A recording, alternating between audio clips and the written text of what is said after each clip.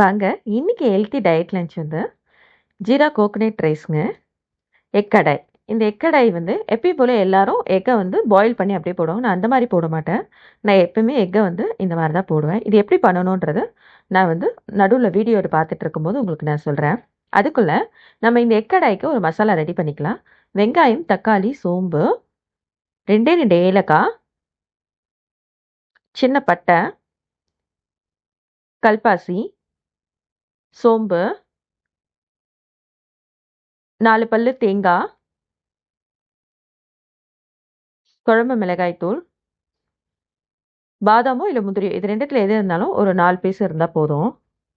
எல்லாத்தையும் நல்லா அரைச்சி ரெடி பண்ணி வச்சுக்கலாம். இப்போ ஜீரா ரைஸ்க்கு அரை வெங்காயம் கரெக்டாக ஸ்லைஸ் பண்ணி ஒரு 3 தக்காளி பீஸு, அரை ஸ்பூன் இஞ்சி பூண்டு, 1 ஸ்பூன் ஜீரகம், 2 பிரியாணி இலை, ஒரு கைப்பிடி கொத்தமல்லி எடுத்துக்கலாம். இப்போ நான் 1 கப் வந்து பிரியாணி அரிசி எடுத்திருக்கேன். அது ஒரு 30 நிமிஷம் ஊற வச்சுருக்கேன். நான் 1 கப் அரிசிக்கு 1 கப் தண்ணி தான் ஊற்றுவேன்.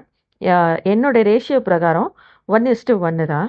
இப்போ நான் 1 கப் அரிசி எடுத்திருக்கனால அரை கப் தண்ணியும் அரை கப் கோகனட் மில்க்கும் எடுத்திருக்கேன்.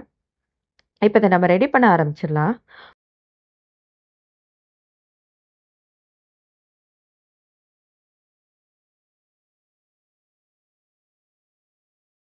நான் கடாயை எடுத்து வச்சுருக்கேன். அந்த கடாயில் ஒரு ஸ்பூன் எண்ணெய் ஊற்றி அந்த எண்ணெய்லலாம் ஹீட் ஆன பிறகு நம்ம எடுத்து வச்சுருக்க எக்கடாய் மசாலாவை ஊற்றி நல்லா ஒரு கிளறிக்கலாம். நான் அந்த ஜார் தண்ணியுமே கழுவி வச்சுருக்கேன். அந்த தண்ணியுமே அதில் மிக்ஸ் பண்ணி நல்லா கிண்டிட்டு லிட்டை போட்டு க்ளோஸ் பண்ணி ஒரு 4லேருந்து 5 கொதி வரட்டுங்க. இந்த கொதி வந்த பிறகு நம்ம எடுத்து வச்சுருக்க எக்கை ஆட் பண்ணிக்கலாம். அதுக்குள்ளே இன்னொரு பக்கம் குக்கரில் ஒரு 1.5 ஸ்பூன் எண்ணெய் ஊற்றி நம்ம எடுத்து வச்சுருக்க ஜீரகம், பிரியாணி இலை, வெங்காயம், தக்காளி, இஞ்சி பூண்டு பேஸ்ட்டு, கொத்தமல்லி எல்லாத்தையும் ஒரே டைம் போட்டு நல்லா ஃப்ரை பண்ணிக்கலாம். நல்லா ஃப்ரை பண்ணிட்ட பிறகு ஒரு பக்கம் நான் பேன் வச்சுருக்கேன். அது எதுக்குன்னா தண்ணி கொதிக்கிறதுக்காக. கொதித்த தண்ணியை குக்கரில் ஊற்றிட்டு அரிசி எடுத்து போட்டு இது ஒரே ஒரு கொதி வரட்டும். இந்த கொதி வந்த பிறகு சிம்மில் வச்சுட்டு அதுக்கப்புறமா தேங்காய் பால் ஆட் பண்ணிக்கலாம். தேங்காய் பாலும் எல்லாமே ஒரே டைம் ஆட் பண்ணும்போது திரிஞ்சா மாதிரி ஆகிடும். அதுக்காக தான் ஃபஸ்ட்டு தண்ணியை போட்டுடணும். இப்போ கோகோனட் மில்க் ஆட் பண்ணிவிட்டு நான் ஒரு 3 பச்சை மிளகாய் எடுத்து வச்சுருக்கேன். அது கீரைலாம் இல்லை, அப்படியே முழுசாகவே எடுத்து போட்டுடுறேன். இப்போது குக்கரை க்ளோஸ் பண்ணிவிட்டு ஒரு விசில் வந்தால் போதுங்க. அதிகமாகலாம் வர தேவையில்ல. ஒரே விசில் வந்துருச்சுன்னா ஆஃப் பண்ணிவிடுங்க. இப்போது நம்ம எடுத்து வச்சுருக்க எக்கை எப்படி பண்ணேன்னு பார்த்தீங்கன்னா, ஒரு கிண்ணத்தில் அரை ஸ்பூன் எண்ணெய் ஊற்றி நல்லா தடவிடுங்க அந்த கிண்ணத்தை சுற்றி. நான் 5 முட்டை எடுத்திருக்கேன். இன்றைக்கி எல்லோ கரு தான் எடுத்திருக்கேன். 2 எல்லோ கரு வந்து நான் வேண்டான்னு வச்சுட்டேன்.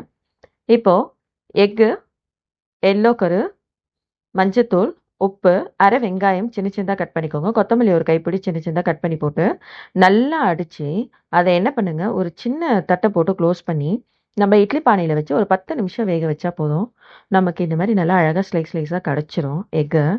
நீங்கள் இது மாதிரி செஞ்சிங்கன்னா எக்காடாயில் உங்களோட எக்கு எப்படி இருக்கும்னா, நம்ம பன்னீர் சாப்பிட்டா எவ்வளோ சாஃப்டாக இருக்குமோ அந்த மாதிரி இருக்கும். நீங்கள் ட்ரை பண்ணி பாருங்கள். எப்போவுமே நீங்கள் வந்து எக்கை பாயில் பண்ணி தான் போடுவீங்க. ஆனால் அந்த மாதிரி பாயில் பண்ணி போடாதீங்க. இந்த மாதிரி ட்ரை பண்ணுங்க. எல்லாருமே இது எக்குன்னு நினைக்க மாட்டாங்க, பன்னீர் தான் நினைப்பாங்க. வாங்க, அதுக்குள்ளே ஒரு விசில் வந்துருச்சு. அவ்வளோதாங்க.